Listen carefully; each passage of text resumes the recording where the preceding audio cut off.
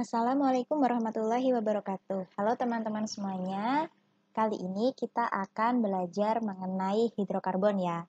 Nah, ini adalah pertemuan pertama kita mengenai apa saja yang akan kita pelajari dalam materi hidrokarbon yang akan kita bagi dalam beberapa part video. Oke, nah apa saja yang akan kita pelajari? Kita akan pelajari yang pertama adalah mengenai senyawa organik dan anorganik. Kemudian kekasan atom karbon, kemudian yang ketiga adalah posisi atom karbon, dan yang keempat adalah penggolongan senyawa hidrokarbon. Tetapi untuk pertemuan kita pada video ini, kita akan terfokus pada pembahasan mengenai senyawa organik dan anorganik saja. Oke. Untuk senyawa organik dan anorganik, ini ada beberapa pertanyaan yang akan mengawali pembahasan kita. Yang pertama adalah, jadi apakah itu senyawa organik? Kemudian, apakah senyawa anorganik itu? Dan yang ketiga, apa perbedaan keduanya? Dan yang keempat adalah, sebutkan contohnya masing-masing. Nah, harapannya teman-teman setelah menonton video ini, kalian dapat menjawab pertanyaan-pertanyaan tersebut ya. Oke. Untuk pengertian dari senyawa organik dan anorganik terlebih dahulu. Baik teman-teman, nah untuk pengertiannya ini ada dua pengertian, dulu dan sekarang ya. Untuk dulu, orang-orang memberikan pengertian mengenai senyawa organik adalah senyawa yang berasal dari makhluk hidup. Jadi apapun itu jika dia berasal dari manusia, berasal dari hewan, berasal dari tumbuhan, maka dia akan tergolong senyawa organik. Ya. Kemudian untuk senyawa anorganik berarti bukan berasal dari makhluk hidup atau bisa kita sebut berasal dari proses sintesis atau buatan. Berarti jika itu yang membuat adalah manusia, berarti dia adalah senyawa anorganik. Begitu ya teman-teman ya. Nah, tetapi pada tahun 1927 ada seorang kimiawan yang bernama Friedrich Wolger. Dia mampu membuat senyawa organik dari senyawa anorganik. Ya, dia bisa membuat senyawa organik. Bahan-bahannya itu dari senyawa anorganik. Nah, ini adalah reaksinya. Ya, reaksinya ini membentuk suatu urea. Hasil akhirnya adalah urea. Padahal kita tahu ya teman-teman, urea adalah salah satu senyawa yang dihasilkan dari manusia. Biasanya terkandung dalam urin kita. Ya nggak? Nah, berarti harusnya jika itu merupakan hasil dari manusia, berasal dari makhluk hidup, artinya dia harusnya senyawa organik. Ya, hanya bisa diproduksi oleh manusia saja atau hewan saja. Tetapi ternyata Friedrich Wolger itu mampu mensintesisnya dari senyawa-senyawa anorganik. Nah, inilah awal mula sehingga pengertian mengenai asal mula senyawa organik dan anorganik ini sudah tidak bisa kita pakai lagi sekarang, ya. Lalu bagaimana sekarang cara kita untuk membedakan atau mengidentifikasi apakah itu organik atau anorganik? Nah, untuk sekarang teman-teman, ya, dibedakannya yaitu perbedaan antara organik dan anorganik ini didasarkan dari sifat dan strukturnya. Nah, sifat dan struktur ini akan kita pelajari di slide selanjutnya. Oke, nah ini untuk penggolongan ya. Tadi kita karena sudah tidak bisa lagi memakai pengertian dari makhluk hidup maupun dari sintesis, berarti dari mana nih kita menggolongkannya ya. Nah, ini adalah penggolongan yang kita pakai sekarang. Senyawa itu sebagian besar digolongkan dalam organik, kemudian sisanya ada di anorganik. Nah, untuk yang organik itu yang bagaimana? Yang pertama, senyawa yang mengandung unsur karbon atau unsur C. Sehingga disebut juga senyawa karbon. Tapi ingat ya teman-teman, bahwa senyawa organik itu kan pasti mengandung unsur karbon, tetapi tidak semua unsur karbon atau senyawa karbon merupakan senyawa organik. Jadi misalkan begini teman-teman ya, saya berkata burung. Ya, burung ini pasti merupakan hewan, ya. Tetapi hewan itu belum tentu burung. Ya teman-teman, seperti itu. Jadi kalau ini kita katakan senyawa organik, pastilah dia senyawa karbon.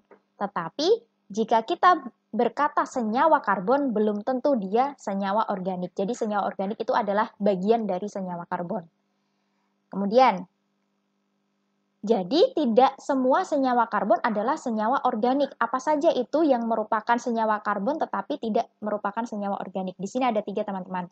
Yang pertama adalah oksida karbon, kemudian senyawa karbonat, dan sianida. Nah, ini coba saya lebih terangkan di sini ya teman-teman. Kita ingat ya, senyawa karbon yang bukan merupakan senyawa organik, oksida karbon. Oksida karbon adalah senyawa yang terdiri dari C dan O. Misalnya apa? CO2 atau karbon dioksida, kemudian karbon monoksida. Berarti karbon dioksida dan karbon monoksida golongannya tidak senyawa organik atau kita bisa golongkan dia dalam senyawa anorganik ya. Yang pertama. Kemudian yang kedua adalah karbonat. Ya, karbonat itu merupakan ion ya, teman-teman, CO3 2-. Nah, berarti kalau kita ketemu senyawa H2CO3, kemudian Na2CO3, K2CO3, dan teman-temannya, berarti dia bukan merupakan senyawa organik, teman-teman. Ini merupakan senyawa anorganik, ya. Kemudian, selanjutnya, untuk sianida. Ya, sianida ini adalah suatu ion juga, Cn- lambangnya, teman-teman, ya. Berarti untuk senyawanya misalkan di sini ada NaCN, ada KCN ya. Dan teman-temannya ini bukan merupakan senyawa organik juga. Dia masuknya ke dalam senyawa anorganik ya. Ini adalah untuk penjelasan kecuali tadi. Kemudian masuk ke dalam senyawa anorganik. Apa itu senyawa anorganik? Artinya kalau dia masuk dalam senyawa anorganik adalah senyawa-senyawa yang tidak mengandung unsur karbon. Berarti contohnya ada air, H2SO4, NH4Cl, SiO2, dan lain sebagainya ya.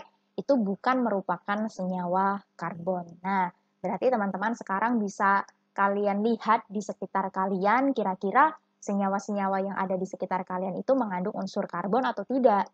Ya, kalau dia mengandung unsur karbon tetapi bukan merupakan oksida karbon, bukan merupakan karbonat dan sianida, artinya dia adalah senyawa organik ya.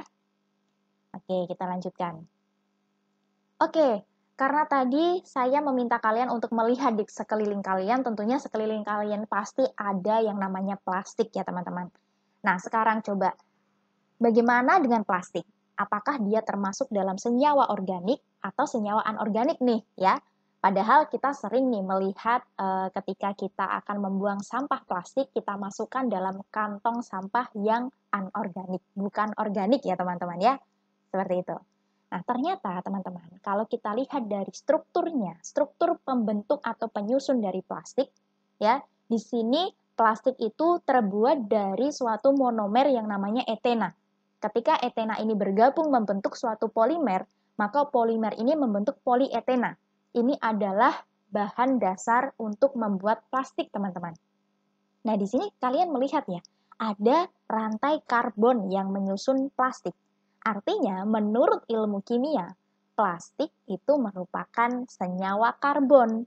Ya, senyawa karbon sehingga dia masuknya dalam golongan organik. Ya, tetapi jangan sampai kalian nanti membuang sampah plastiknya dalam sampah organik, teman-teman. Karena ketika dalam kehidupan kita, sehari-hari kita, penggolongan sampah organik dan anorganik itu hanya berdasarkan bagaimana cara kita untuk mendaur ulang. Ketika dia dapat didaur ulang oleh alam dengan mudah ya masuknya dalam kategori organik. Tetapi kalau dia harus didaur ulang manusia beberapa kali dia tidak dapat terurai dengan mudah, berarti dia masuknya dalam anorganik ya teman-teman. Jadi dibedakan. Kita melihatnya dari sudut pandang apa. Ya. Oke. Jadi dalam sudut pandang kimia plastik merupakan senyawa organik. Oke, nah ini adalah perbedaan dari senyawa organik dan anorganik, teman-teman. Nah, di sini sifatnya adalah kebanyakan ya, bukan atau pada umumnya. Tidak semuanya harus memiliki perbedaan ini ya. Oke, sekarang kita lihat perbedaan-perbedaannya. Di sini saya membuatnya atau mencantumkannya ada 5 nomor ya. Saya beri nomor di sampingnya. Oke, untuk nomor 1, kestabilan terhadap pemanasan. Nah, untuk senyawa organik, dia mudah terurai atau berubah strukturnya. Kemudian kalau senyawa anorganik itu lebih stabil pada pemanasan. Contohnya begini teman-teman. Ketika kita memiliki plastik ya, di sini ada plastik. Kemudian plastik itu kan tadi untuk senyawa organik, ya. Kemudian ada besi di sini, misalkan ada batang di sini besi. Kemudian kita beri panas ya. Misalkan ini lilin. Kemudian kita panasi juga ini dengan lilin dengan suhu yang sama. Ya, misalkan di sini sama-sama 100 derajat Celcius ya.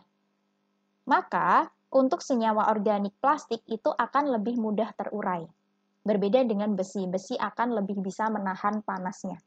Nah, itu adalah salah satu sifat dari atau perbedaan dari senyawa organik dan anorganik ya.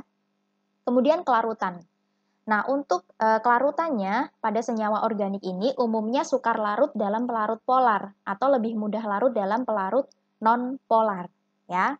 Kemudian untuk senyawa anorganik itu lebih mudah larut dalam pelarut polar. Pelarut non-polar misalkan benzen itu adalah non-polar teman-teman. Kalau untuk yang polar itu misalkan air itu adalah polar ya. Kemudian mengenai titik lebur dan titik didihnya. Nah, untuk senyawa organik itu umumnya relatif rendah. Kemudian untuk senyawa anorganik itu biasanya tinggi teman-teman ya, tetapi ada juga yang rendah gitu ya. Tetapi tidak semuanya sih. Ada juga untuk senyawa organik ini titik didih dan titik leburnya itu lebih tinggi ya. Contohnya ikosana. Teman-teman kalau tahu ikosana itu adalah senyawa organik, ternyata titik didihnya itu di atas 200 derajat Celcius ya, lebih dari 200 derajat Celcius. Artinya ini lebih tinggi daripada senyawa-senyawa anorganik. Ada senyawa-senyawa anorganik ini, contohnya adalah air ya. Ini adalah senyawa anorganik, dia kan titik didihnya 100 derajat Celcius, teman-teman. Ternyata ikosana ini lebih tinggi ya daripada air. Oleh karena itu tadi saya bilang di sini adalah pada umumnya atau kebanyakan, tidak semuanya. Kemudian struktur. Nah, tentu saja karena senyawa organik ini adalah senyawa yang mengandung karbon, tentu saja dia memiliki rantai atom karbon. Sedangkan untuk senyawa anorganik tidak mempunyai rantai atom karbon ya. Kemudian untuk jenis ikatannya, senyawa organik dia memiliki ikatannya kovalen. Sedangkan untuk senyawa anorganik dia bisa berikatan ion dan juga bisa berikatan kovalen. Seperti itu ya teman-teman ya. Oke, sekarang untuk jumlahnya yang terdapat dalam bumi kita. Nah, faktanya ya teman-teman, ternyata 90% senyawa-senyawa yang ada di bumi kita merupakan senyawa organik. Dan sisanya hanya 10% ya, berarti merupakan senyawa anorganik. Nah, ini unik sekali teman-teman.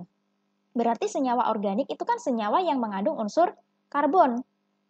Ya, C atau karbon. Nah, kenapa bisa? Kenapa bisa si atom karbon yang hanya satu atom ini membentuk hampir dari seluruh total senyawa yang ada di bumi? 90% menguasai. Ada apa dengan karbon? Artinya karbon ini benar-benar memiliki suatu keistimewaan ya.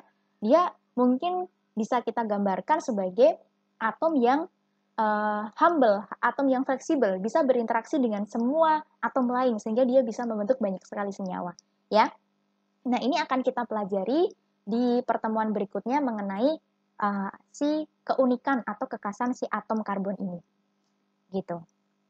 Nah, di sini ada sumber-sumber dari senyawa karbon, yaitu kebanyakan dia dari tumbuhan dan hewan, kemudian kita dapatkan juga dari batu bara, kemudian dari gas alam dan minyak bumi. Tentu saja kalau kita membahas mengenai senyawa karbon itu tidak akan terlepas dari yang namanya batu bara, minyak bumi, dan tumbuhan dan juga manusia.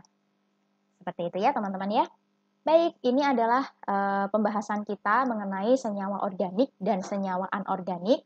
Semoga teman-teman bisa memahami dan dapat menjadi bahan referensi untuk belajar.